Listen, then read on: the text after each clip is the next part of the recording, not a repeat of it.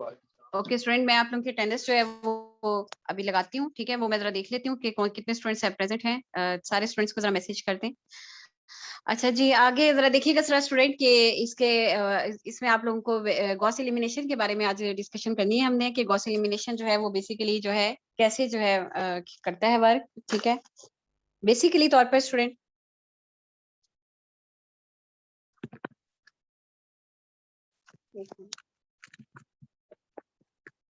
अच्छा जी, graphical analysis है फॉर 3 वेरिएबल्स हैं and there is the n variables. अगर आप देखें student in the Gauss elimination के अंदर अभी तक हम जो डिस्कशन कर चुके हैं, are you listening my voice students?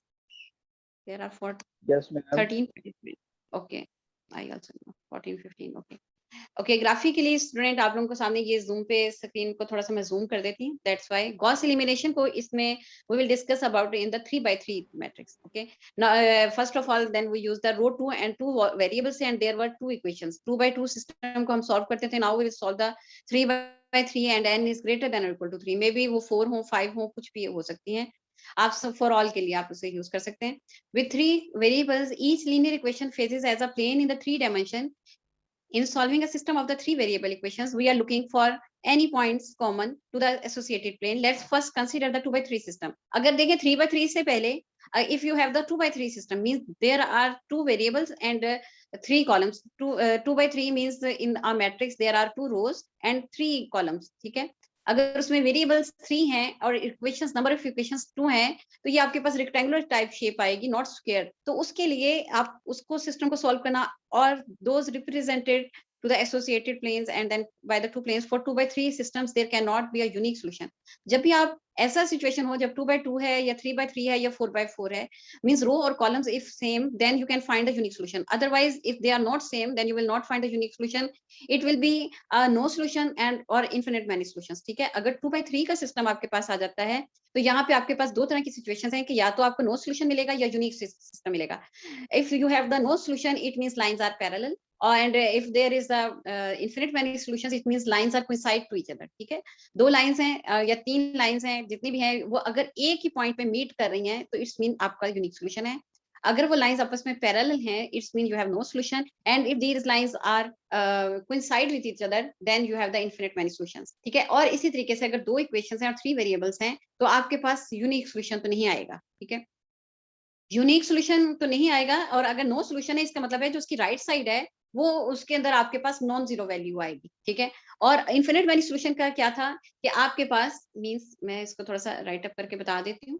अगर आपके पास यहाँ पे आप देखें ना 3 by 3 का अगर फर्ज करें सिस्टम है, अगर यहाँ पे लास्ट लाइन में इन द लास्ट लाइन देखिए, अगर ये फर्स्ट और सेकंड रो में भी पूरी जीरो आ रही है तो उसको भी हम वैसे ही कंसिडर करेंगे। मे भी अगर आपके पास ये जीरो है और स्लैश में करके यहाँ पे आपके पास नॉन जीरो वैल्यू आ जाती है, इट मींस कि इसका मतलब है ये ऊपर वाली तो दो रोज आपके पास चल रही है ना कि ये आपके पास 1 है, ये 1 है, ये 0 है और ये कोई नॉन जीरो वैल्यूज हैं। तो यहाँ पे आप ऐसी कंडीशन के ऊपर कहते हैं कि यहाँ पे आपके पास नो सोल्यूशन है। ठीक है, सिमिलरली लेकिन अगर आपके पास इस तरह से सिचुएशन आ जाती है कि आपके पास लास्ट में जो डिजिट्स हैं वो 0 0 0 हैं और राइट साइड पे जो है वो भी 0 आ जाता है। ठीक है, मींस आपके पास देखिए ये 1 1, ठीक है, ये कंडीशन होनी थी ना, यहाँ पे आपके पास 1 आना चाहिए था, यहाँ पे आपके पास 1 आना चाहिए था। अगर आपके पास 1 नहीं आ रहा तो इट्स का मतलब ये है कि यहाँ पे जो राइट साइड को देखना है ये नो सोल्यूशन के लिए है, और अगर राइट साइड पे भी 0 आ जाता है तो इसका मतलब है कि that is infinite many solutions. ठीक है, that is for the infinite many solutions है। ठीक है, और सिमिलरली अगर आपके पास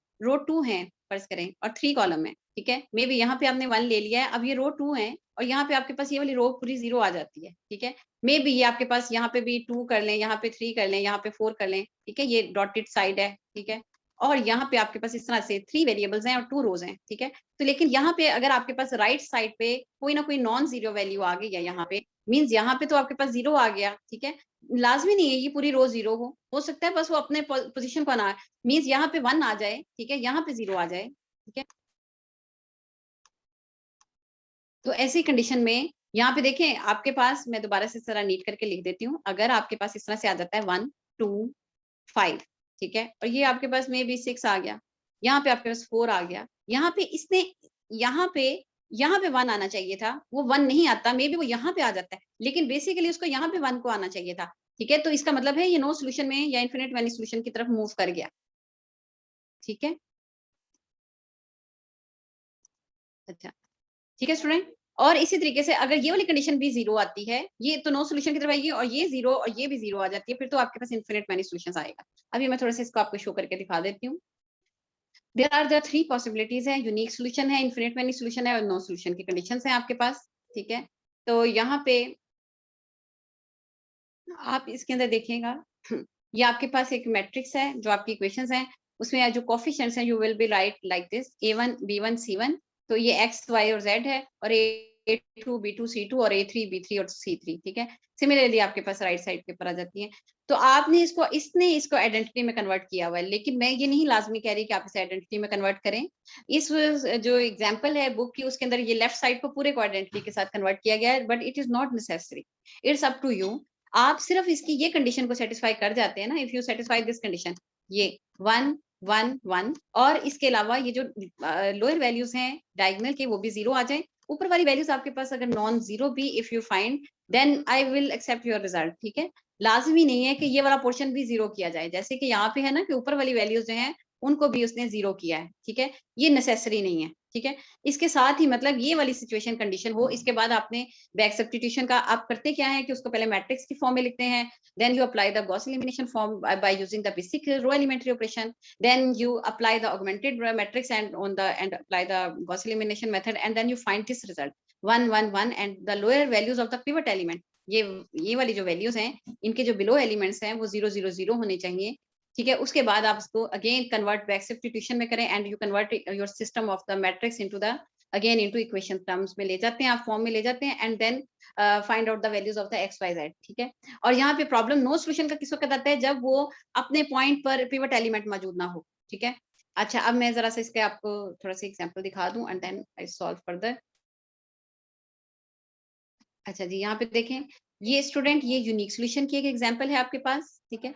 और यहाँ पे ये वाला रिजल्ट है फॉर एग्जांपल आपके पास यहाँ पे आता है। तो ये आप इसे यहाँ पे आप देखें कि जिस वक्त यहाँ पे उसने 1 किया है, मे बी 1 था स्टार्ट में इक्वेशन के, अगर if there is the 1 then no need to convert it to 1, it is already 1। तो आपके पास जो इसकी ट्रायंगल की इसकी हेल्प से आप नीचे वाली वैल्यूज को 0 करेंगे, ठीक है? मीन्स आपने यहाँ पे फर्स्ट कॉलम में जो भी चेंजिंग करनी होगी वो आप उसके पिवट एलिमेंट में, सेकंड कॉलम में आप जहां पे भी चेंजिंग करेंगे वो आप उसके पिवट एलिमेंट के थ्रू करेंगे। सिमिलरली आप थर्ड कॉलम में भी जहां पे भी आपने चेंजिंग करनी है वो आपने उसके थर्ड कॉलम में भी उसके पिवट एलिमेंट के थ्रू आप उसको करते हैं, ठीक है? अच्छा, अब यहाँ पे देखें 1 1 1 2 -1, अब ये फर्स्ट है आपके पास पिवट एलिमेंट है, नीचे वाली वैल्यूज आपने 0 0 कर दी हैं, ठीक है? तो ये सिमिलरली आपके पास ये सेकंड है, ये थर्ड है, यहाँ पे आप 1 1 करेंगे। अभी जैसे देखिए इस 1 की हेल्प से ही आपने इसको भी और इसको भी 0 किया, ठीक है? यहाँ पे आप राइट पे देख सकते हैं, और यहाँ पे सेकंड कॉलम की जब बात आती है तो रो 2 की हेल्प से ही आपने यहाँ पे भी 0 करना है। रो 2 की हेल्प से रो 1 में ऑपरेट कर रहे हैं, लेकिन आपने रो 2 को साथ यूज़ करना है। तो इसी तरीके से आप बाद में इसको यूज़ करते हैं, ठीक है? तो फिर इसमें भी आप देखें कि रो 3 के अंदर जब आप काम कर रहे हैं तो वो भी रो 2 के हेल्प के साथ ही आप करेंगे। सिमिलरली आपने रो 3 को अब आपने पिवट किया, ठीक है? और रो 3 को पिवट करने के बाद आपने उसी की हेल्प से ऊपर जो है उसे 0 करना है, रो 3 की हेल्प से इसको भी और इसको भी 0 करेंगे, ठीक है? अभी जस्ट लाइक इसमें चेंजिंग अगर हम करते हैं, ठीक है? तो इसका मतलब है कि रो 3 यूज़ हो रही है, ठीक है? उसने उसका नाम 3C रखा है, या जो भी रो R3 भी कह सकते हैं, ठीक है? और यहाँ पे जब आपने इसके बाद आपने इसके पहले इसको किया है, इसके बाद आप इसको भी यूज़ कर रहे हैं, तब भी आप 3 रो को यूज़ करेंगे, ठीक है? यहाँ पे सेकंड रो में चेंजिंग आई है, रो 3 यूज़ किया। फर्स्ट रो में चेंजिंग आ रही है तो रो 3 के यूज़ से ही, मतलब कि जो आपका पिवट वाला एलिमेंट है, उसी की हेल्प से आप उसके कॉलम को डिस्टर्ब कर सकते हैं, ठीक है? ये नहीं हो सकता कि इस 1 की हेल्प से आप इधर कोई 0 लेकर आएँ, इस तरह नहीं कर सकते। आपने इस पिवट हेल्प की एलिमेंट की हेल्प से ही उस कॉलम के अंदर चेंजिंग करनी है। That is the advantage of the pivot element, ठीक है? वहाँ से आप रिजल्ट को फाइंड आउट कर लेते हैं। If you find the result x1 x2 x3, then you will get the unique result, ठीक है? लेकिन अगर इधर 1 की जगह पे 0 आ जाए, देन व्हाट विल हैपन, कि मतलब मीन्स अब यहाँ पे नहीं आया या यहाँ पर नहीं आया, ठीक है? तो तब वो नो सॉल्यूशन की तरफ जाएगा। तो ये नो सॉल्यूशन का एक एग्जांपल देख लें आप। तो यहाँ पे आप देखें कि ये 1 है, ठीक है? इसकी हेल्प से ही आपने देखें ये 0 0 किया, इसकी जो भी सिचुएशन एट द एंड बन रही है, एंड वाली लाइन पूरी 0 हो गई है, ठीक है? लेकिन राइट वाला वर्ड जो है वो 0 नहीं हुआ, तो इसका मतलब है 0 is equal to 60, 0 x1 plus 0 x2 plus 0 x3 is equal to 60, 0 is equal to 60 is the false statement. 0 और 60 आपस में इक्वल नहीं हो सकते, तो it's mean no solution, it's mean इसकी लाइन्स पैरेलल हैं, इनके आपस में कोई बात बन ही नहीं रही, ठीक है? और अगर there is no any connectivity between two lines, अब यहाँ पे इन्फिनिट मैनी सॉल्यूशंस किस वक्त आएगा, अगर आपके पास एक सिस्टम है 3 by 3 सिस्टम ऑफ इक्वेशंस है, आप उसे सॉल्व करते हैं, at the end you find the result that on the left hand side जो है वो 0 है और राइट हैंड साइड भी आपके पास 0 है, तो 0 is equal to 0, okay right. इसका मतलब है ये लाइंस आपस में कोइंसाइड कर गई हैं, it has the infinite many solutions. अच्छा जी, ये आपने डिस्कशन कर लेनी है इसकी विद इनकम्प्लीट डायगोनल के बारे में, ठीक है। अब यहाँ पे देखिए रो 2 हो और कॉलम 3 हो, ठीक है, इस तरह से सिचुएशन है। तो आप इसे जब सॉल्व करते हैं तो आपके पास यहाँ पे रिजल्ट जो बन रहा है वो इस किस्म का बन रहा है।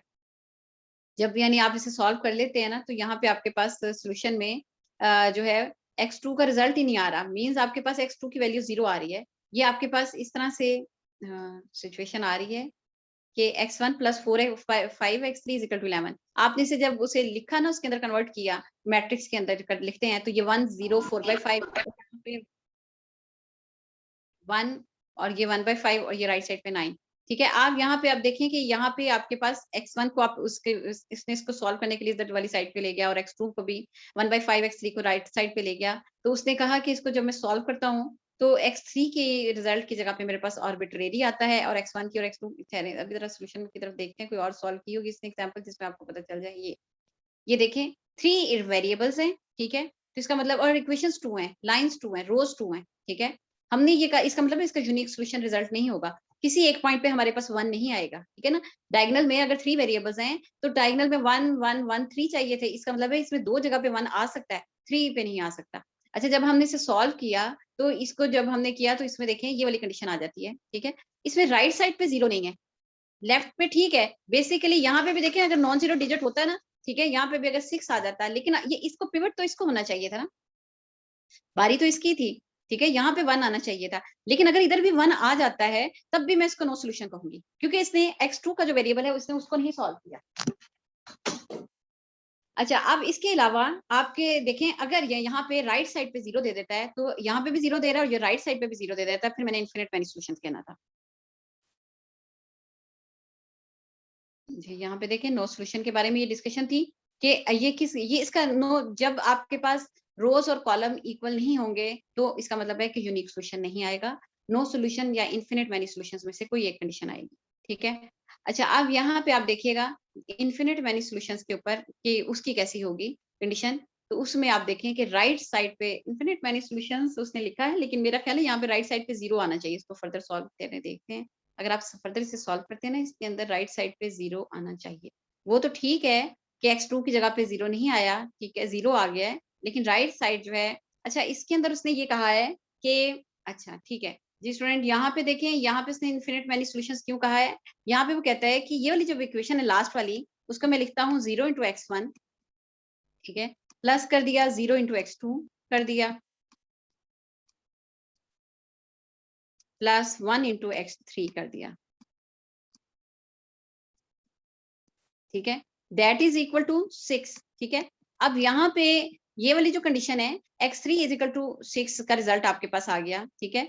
यहाँ पे जो कंडीशन है x2 की आपके पास नहीं आ रही, ठीक है, लेकिन वो कह रहा है कि इसके अंदर भी अनप्रिडिक्टेबल कंडीशन है, इसके अंदर फॉल्स स्टेटमेंट नहीं आई, ठीक है। जिस वक्त फॉल्स स्टेटमेंट आती है तब इन्फिनिट नो सोल्यूशन होता है, लेकिन यहाँ पे भी वो कहता है कि अभी तक x2 जो है वो आर्बिट्रेरी है, उसके बारे में हम फाइंडिंग्स नहीं कर पाए, क्योंकि x1 जो है x1 minus 2x2 is equal to 9, right side पे जाके हो गया प्लस 2x2। तो x1 की वैल्यू के अंदर अगर x2 की वैल्यू ऐड हो जाए तो आप x1 फाइंड आउट कर सकते हैं। सिमिलरली तो इसी वजह से उसने कहा कि x1 का तो पिवट उसकी जगह पे मौजूद है, x2 के जो प्रॉब्लम की वजह से वो हमारे पास एक आर्बिट्रेरी कंडीशन है। लेकिन यहाँ पे आप इसको जो है इन्फिनिट मैनी सॉल्यूशंस, क्योंकि इसके अंदर अभी तक ऐसी कंडीशन नहीं आई 0 इज इक्वल टू 6, इस तरह की कंडीशन नहीं आई, ठीक है। x3 एक अननोन वेरिएबल आया है जिसके बारे में हमें फिर नहीं पता, ठीक है, अननोन है, इसलिए हम इसको ये नहीं कह सकते कि ये नो सॉल्यूशन है। यहाँ पे यानी उसने x3 इज इक्वल टू 6 की कंडीशन दी है लास्ट वाली इक्वेशन के अंदर, जो कि हम उसको एक्सेप्ट कर रहे हैं कि अच्छा चलो ठीक है, लेकिन यहाँ पे x2 का सॉल्यूशन जो है वो नहीं पॉसिबल नजर आ रहा है, इसलिए ऐसी कंडीशन के अंदर हम जिसमें हम फॉल्स नहीं कह सकते, हम उसको जो है इन्फिनिट मैनी सॉल्यूशन की तरफ ले जाते हैं। अच्छा, अब यहाँ पे जरा देखिएगा आगे कोई और क्वेश्चन है जी। यहाँ पे देखें, ये तो डायरेक्ट ही आपको पता चल गया ना कि 0 is equal to 0, right side पे अगर 0 है और ये लेफ्ट पे भी 0 है, तो इसका मतलब है ये तो डेफिनेटली तौर पर इन्फिनिट मैनी सॉल्यूशन है। लेकिन अगर यहाँ पे 6 आ जाता है, ठीक है, तो मैंने यहाँ पे लिखना है 6x3 इज इक्वल टू 0। हाँ जी, आई थिंक सो, हाँ जी, ये फिर आपके पास नो सॉल्यूशन की तरफ चली जाएगी। ठीक है, यहाँ पे फिर x3 की वैल्यू 0 ही आ जाएगी। नहीं, ठीक है, चलिए स्टूडेंट, अगर ये लेफ्ट वाली साइड 0 है और राइट वाली साइड भी आपके पास 0 आ जाती है, तो आप ये इसकी निशानी याद रखें कि ये इन्फिनिट मैनी सॉल्यूशंस की तरफ आता है, ठीक है? स्टेटमेंट को भी आपने चेक करना है। अच्छा, अब आगे ज़रा देखिएगा, आगे आपने जो आप लोगों ने एग्जाम्पल करनी है, वो किस तरह से है। 3.3 इक्वेशन में मैं थोड़ा सा इसको ज़ूम इन कर दूँ, ताकि आपको सारी एक्सरसाइज नज़र आ जाए। Yes, from equation number 1 to 20 questions जो हैं, इसमें आप लोग ऑड क्वेश्चंस कर लीजिएगा, ओके, 1 टू 19, और इसमें वैल्यूज लाजमी नहीं है यही हो, कोई डिफरेंट भी दे सकते हैं, फॉर प्रैक्टिस के लिए आपको ये कह रही हूँ, अदरवाइज आप बाकी क्वेश्चंस को भी देखिएगा जरूर। तो इसके अंदर आपने इसको सॉल्व करना है, और इससे रिलेटेड अभी मैं आपको एक क्वेश्चन करा देती हूँ। आई थिंक सो मैं एग्जाम्पल नंबर 1 आपको करा देती हूँ, ठीक है, यूनिक सोल्यूशन की। बाकी सोल्यूशंस तो मैंने बता दिए हैं कि आपके पास अगर यहाँ पे लास्ट में 1 नहीं आ रहे, फुलफिल नहीं कर रहा उस कंडीशन को, तो इसका मतलब है नो सोल्यूशन है, ठीक है, या फिर इन्फिनिट मैनी सॉल्यूशन है। एक क्वेश्चन आपको 3/3 का कि एक्स वाई जेड आप कैसे फाइंड आउट करेंगे, उसका मैं स्पीड के साथ जरा काम करा देती हूँ। ये देखिएगा, मैं इसे जूम किया है। नहीं, ये इन्फिनिट है ना, मैं आपको इन्फिनिट का, ये है ना, इन्फिनिट के साथ प्रॉब्लम ये है, मैं इन्फिनिट में क्यों इंटरेस्टेड नहीं हूँ, क्योंकि यहाँ पे जब सोल्यूशन है ना, यहाँ से आगे आपको फर्दर बैक सब्स्टिट्यूशन नहीं शो करता, वो इसका काम आपका यहीं पे खत्म हो जाता है, ठीक है ना। लेकिन अगर आपके पास ये 1 1 और 1 आ जाता है ना, वहां से आपके पास बैक सब्स्टिट्यूशन का काम स्टार्ट हो जाता है। तो मैं आपको इसीलिए एग्जाम्पल जो है यूनिक सोल्यूशन वाली कराना चाह रही हूँ। नो सोल्यूशन आ गया, नो सोल्यूशन और इन्फिनिट में आपके पास जो है ना, बैक सब्स्टिट्यूशन का जरा नहीं निकल पाता। अच्छा जी, अब यहाँ पे देखिएगा स्टूडेंट, आप लोग, ये इक्वेशन है, ठीक है, ये इसको हम कैसे सॉल्व करेंगे, साथ साथ रिजल्ट हमारे सामने रहेंगे।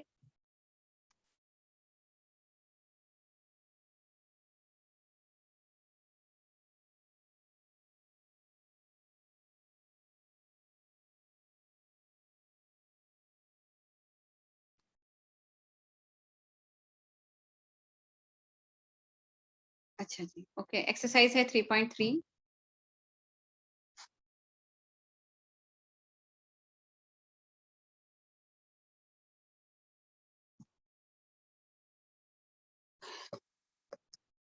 ओके, एक्सरसाइज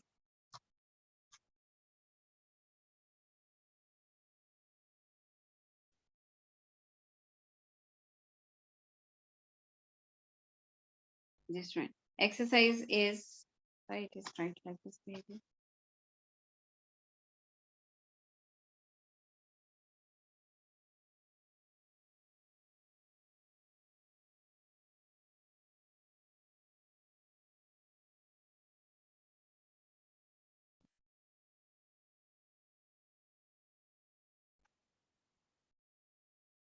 ये बॉक्स क्यों बना रहा है?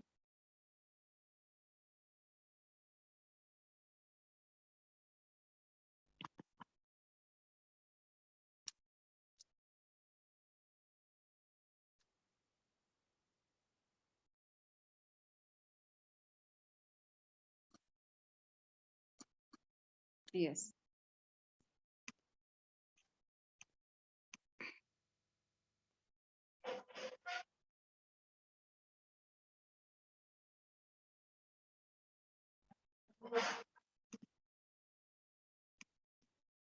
okay student, exercise is 3.3 and I am going to solve its equation. Example, ये मैंने आपको पहले ही बता दिया है, it is about the Gauss elimination.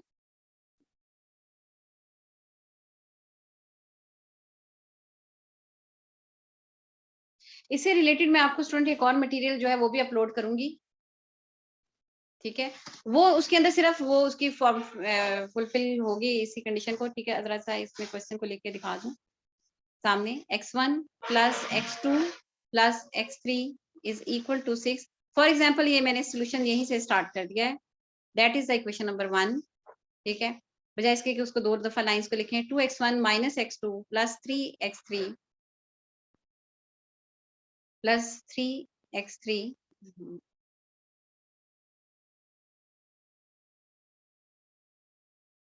plus 3x3 is equal to 4. That is the equation number 2. And 4x1 plus 5x2 minus 10x3 is equal to 13. And that is the equation number 3. Acha, okay. Okay, student. Now, first of all, as you know, student, what I have to done, I again tell you that I have to fulfill these conditions 1, 1, 1, and these values are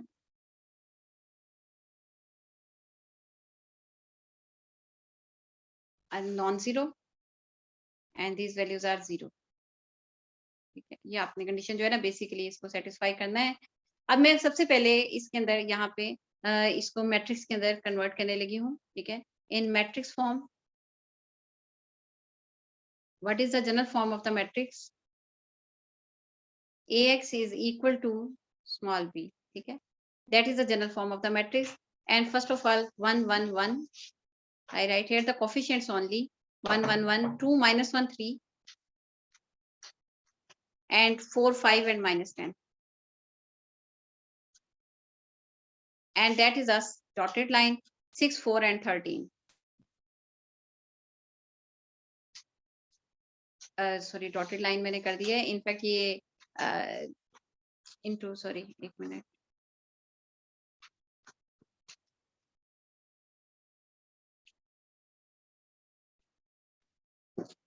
इसको मैं जरा ठीक कर लूं।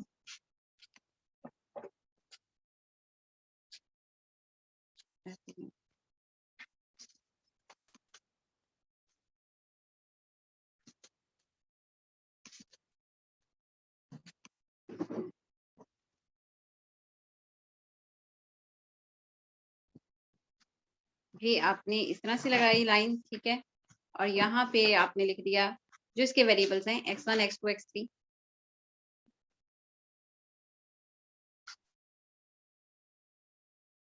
That is equal to, ये आपके पास ये, ठीक है, इस तरह से छोटा छोटा सा करके लिख दिया। अच्छा, अब यहाँ से आप नेम देंगे अपने मैट्रिसेस को, जो मैट्रिक्स है आपका, या इसके अलावा जी यहाँ से आपने नेम्स दिया है। A is equal to 1, 1, 1, 2, -1 and 3, 4, 5 and -10। ठीक है, और सिमिलरली आपने यहाँ पे स्मॉल एक्स का नाम भी या कैपिटल एक्स जो भी आप इसे कह दें, that is equal to x1, x2 and x3। And similarly आपने b is equal to 6, 4 and 3 के साथ भी आपने, साथ ही आपके सामने स्टूडेंट जो है ना बुक भी होगी। ठीक है, आप उसे भी जो है देख सकते हैं। ठहरे मैं जरा इसके नेक्स्ट पेज की तरफ जरा नहीं, मैंने इसके अंदर 2-3 पेजेस नहीं किए, मैं ठहरे एक मिनट चेक कर लेती हूँ।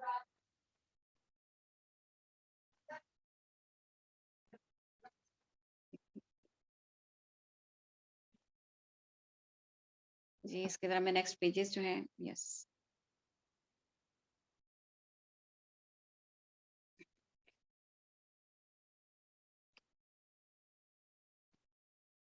अच्छा जी, इसको आप लोगों ने उसी तरीके से लिया, ठीक है, और इस कंडीशन को मैंने सेटिस्फाई करना है। अब मैं जो है इसके अंदर क्या चेंजिंग करने लगी हूँ कि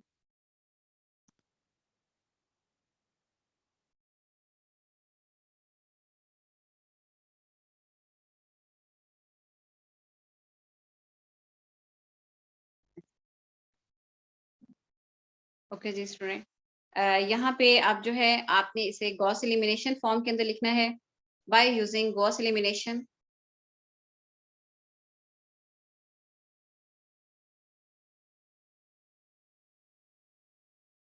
And in the Gauss elimination, you have to apply the augmented matrix.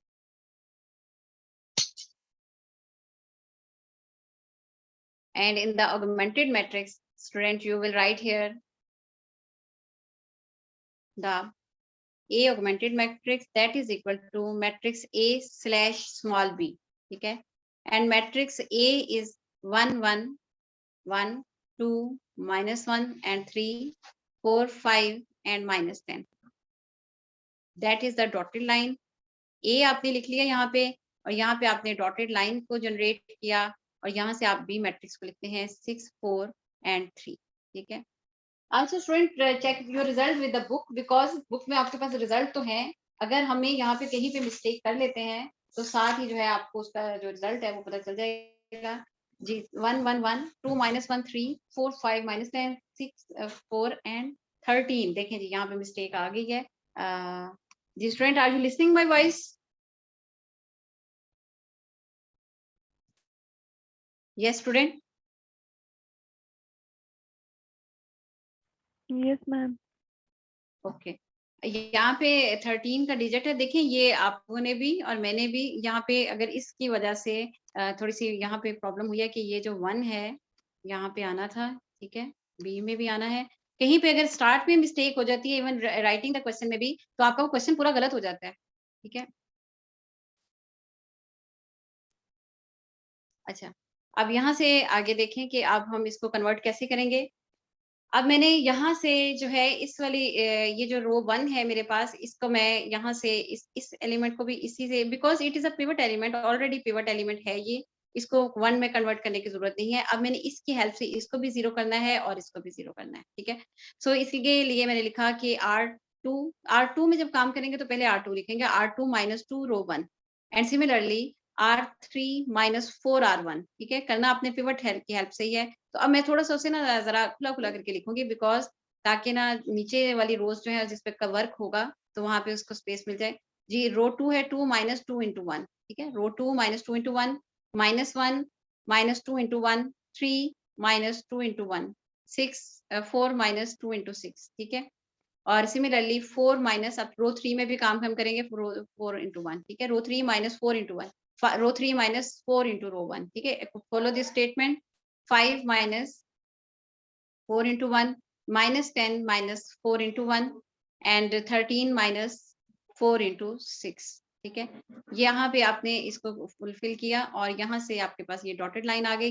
Then you get the 1 1 1, 2 - 2 ये कैंसिल हो गए हैं, ये 4 4 से कैंसिल है। यहाँ पे आ गया 0, ये आ गया -3, 3 - 2 is 1 and 6 and 4 - 12 is -8 and then you find 0 and that is the 1, 5 - 4 और ये -14 और 13 - 24 इज -11, ठीक है? तो ये आपके पास रिजल्ट आ गया। अच्छा जी, अब सेकंड आपका पिवट ये है, ठीक है? अब ये देखिए इसने इस कंडीशन को सैटिस्फाई कर दिया 1 0 0। अब इसने इस पिवट को लेना है और इस वैल्यू को 0 करना है, ठीक है?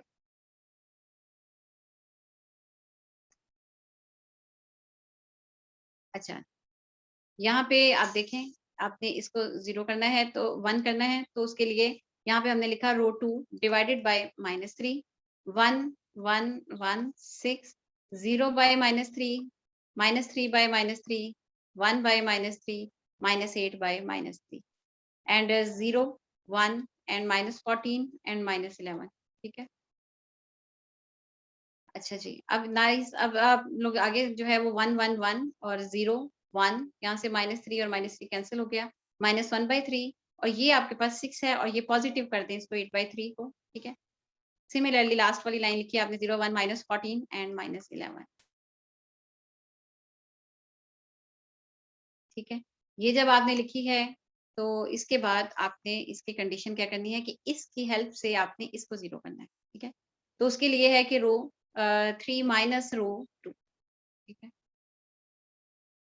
1 1 1 6, अब सेकंड रो भी उसी तरीके से 0 1 -1/3 एंड 8/3, सो आपने रो 3 लिखा 0 minus 0, row 3 minus row 2, 1 -1 -14 minus into -1/3 -11 -8/3, ठीक है?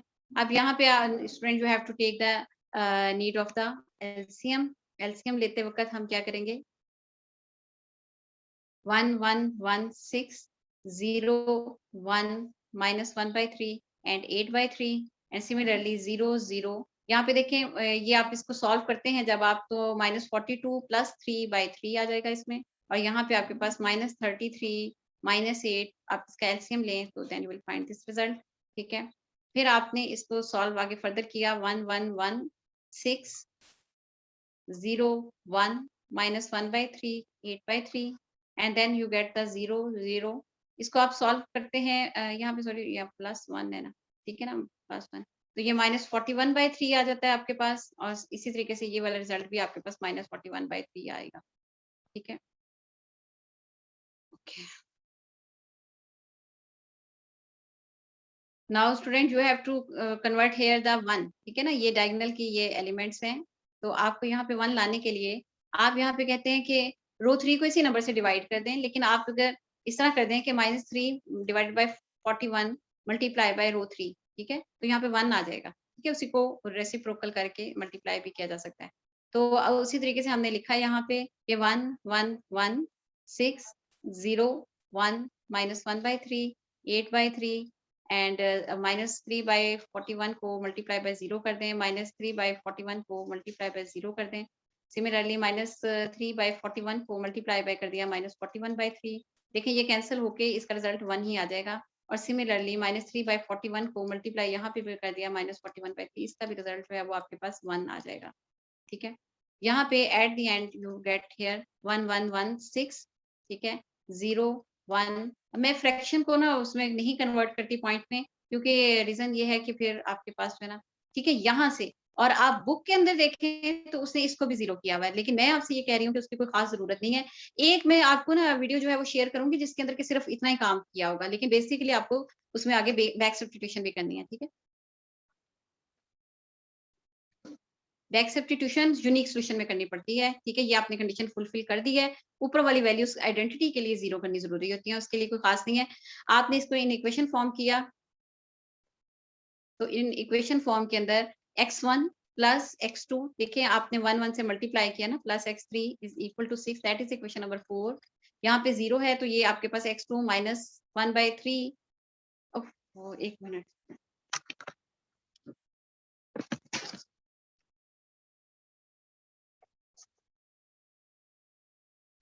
अच्छा जी, ये जरा चार्जिंग भी एंड और बिल्कुल टाइम भी मीटिंग का जो है वो एंड पे जा रहा है। अच्छा, अब यहाँ पे आप देखिएगा स्टूडेंट के -1/3, ठीक है, x2 -1/3 x3 is equal to 8/3, ठीक है, that is equation number 5 and x3 is equal to 1।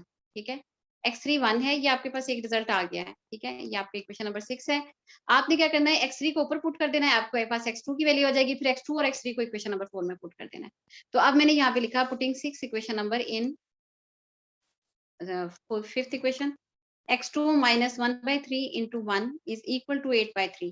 ठीक है, x3 की जगह पे मैंने 1 पुट किया, x2 is equal to 8/3, right side पे लेके गए 1/3, तो इसको ऐड कर दिया, 8 plus 1/3 is equal to 9/3 is equal to, cutting करके आपके पास x2 का रिजल्ट आ जाता है। ठीक है, अच्छा जी, अभी ये स्पेस तो नहीं एंड हो गई जी। x2 आपके पास आ जाता है स्टूडेंट 9 आ गया मेरे पास, इज इक्वल टू 3 आ गया, सॉरी। ठीक है, अब मैंने इक्वेशन नंबर 4 को लिखा। इक्वेशन नंबर 4 जो है वो है x1 प्लस, जो कि इक्वेशन नंबर 4 और 1 एक ही इक्वेशन है बेसिकली। अच्छा, अब यहाँ पे आप देखें, क्योंकि रीजन ये थी 1 में यहाँ पे ऑलरेडी 1 था ना, तो इसलिए वो चेंज ही नहीं हुई इक्वेशन, हर एक जगह पे ऐसा नहीं होगा। अच्छा, अब यहाँ पे आपने लिखा कि x2 की वैल्यू जो है वो आपके पास है 3 और x3 जो है उसकी वैल्यू है 1। तो यहाँ पे आपने x1 प्लस x2 की वैल्यू 3 प्लस x3 की वैल्यू 1 इज इक्वल टू 6 किया। सो आपके पास x1 जो है वो 6 माइनस 4, तो विच इम्प्लाइज x1 की वैल्यू आपके पास आ जाती है 2। ठीक है, सो आपके पास जो सोल्यूशन सेट है वो एट द एंड जो है ना, वो यहाँ पे मैं लिख देती हूँ, सोल्यूशन सेट जो है, बल्कि यहाँ पे लिखे सोल्यूशन सेट जो है that is equal to x1 x2 and x3 and that is equal to x1 है 2 और x2 है 1 और x3 है x3 है आपके पास 1, नहीं अरे मैंने क्या लिखा है, x1 है आपके पास 2, x2 है आपके पास 3, इनकी जगह मैंने चेंज कर दिया। ठीक है, ये आपके पास इस तरह से रिजल्ट आ जाता है। ठीक है, यहाँ पे अब आप कर लें वेरिफिकेशन एक साइड पे। वेरिफिकेशन के अंदर आपने कोई भी इक्वेशन 1 2 3 में से कोई भी ले सकते हैं, मैं 1 को ही ले लेती हूँ, चलें x1 प्लस x2, क्योंकि वो सिंपल भी और एक लेस देन 1 मिनट रह गया हमारे पास। तो यहाँ पे देखें x1 की वैल्यू है 2 प्लस 1 और ये 6 इज इक्वल टू 6, तो ये आपके पास वेरीफाइड हो जाता है। ठीक है, लेकिन अगर आप बुक के अंदर देखें तो यहाँ पे आप देखें उसने इसको क्या किया है कि यहाँ तक लेकर गया है 0 1 0 तक। ठीक है, मेरा मकसद है कि अगर आप यहाँ तक कर लेते हैं, ठीक है, आपको ऊपर जीरोस लाने की जरूरत नहीं है। ठीक है, रिजल्ट इसका भी x1 इज इक्वल टू 2 2 और 3 आया है। मैं रिकॉर्डिंग में आप लोगों की अटेंडेंस अभी चेक कर लेती हूँ। ठीक है, तो उसी के हिसाब से जो है मेरे उसमें कर लूंगी। अच्छा जी स्टूडेंट, और इसी के हिसाब से आपको मेरा इससे रिलेटेड मैं एक और वीडियो भी अपलोड करूंगी जिसके अंदर सिर्फ यहाँ तक करने का प्रोसेस बताया गया है। ठीक है, ठीक, अच्छा जी, आप यहाँ पे आपके पास, ठीक है, बेसिकली आपने इसके बाद बैक सब्स्टिट्यूशन भी करनी है। ठीक है, और इससे रिलेटेड